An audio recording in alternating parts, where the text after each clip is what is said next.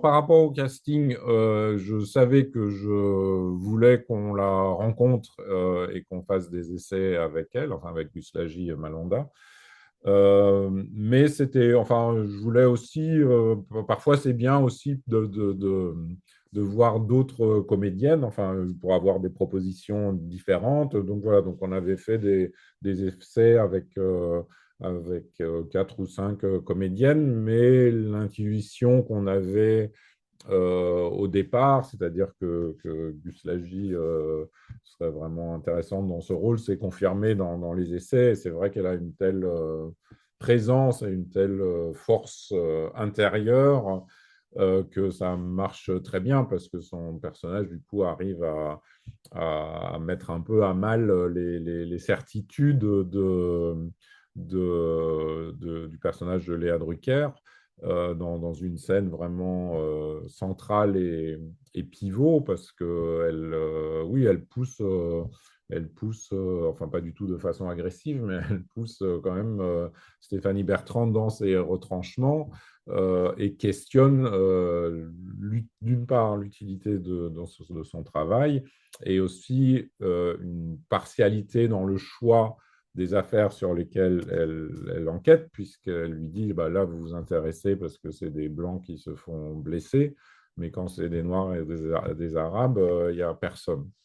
Alors, ce qui n'est pas forcément complètement vrai, mais un peu quand même, enfin, en tout cas, même les médias, enfin, mais bah, après, il ne s'agit pas du tout d'établir une hiérarchie dans les victimes de violences policières, mais il me semblait inconcevable de ne pas évoquer la situation des banlieues et le comportement de la police dans les banlieues, enfin, d'autant plus que beaucoup d'armes qui sont utilisées pour le maintien de l'ordre, enfin certains types de grenades, les LBD 40, etc., ont été testées d'une certaine façon en banlieue contre voilà, les populations des quartiers populaires. Voilà, donc le personnage de Gus Lagi incarne ça, et puis le film parle de contraste. Enfin, les gilets jaunes sont un peu l'illustration du contraste entre Paris, ville du pouvoir, ville de pouvoir où toutes les décisions politiques sont prises, et des zones urbaines,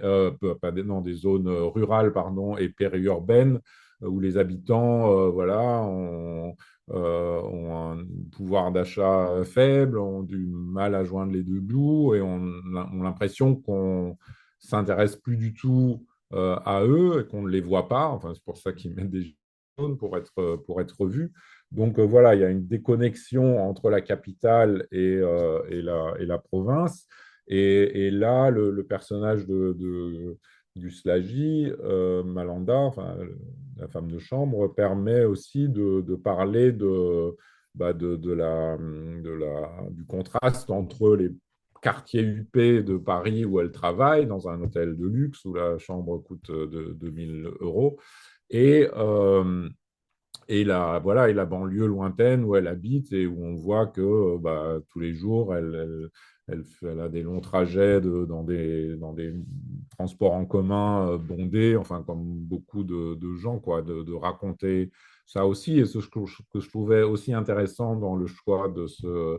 décor d'hôtel de luxe, enfin surtout avec le comportement de Benoît, le collègue de Stéphanie, qui, à un moment donné dit mais ça coûte combien? Et puis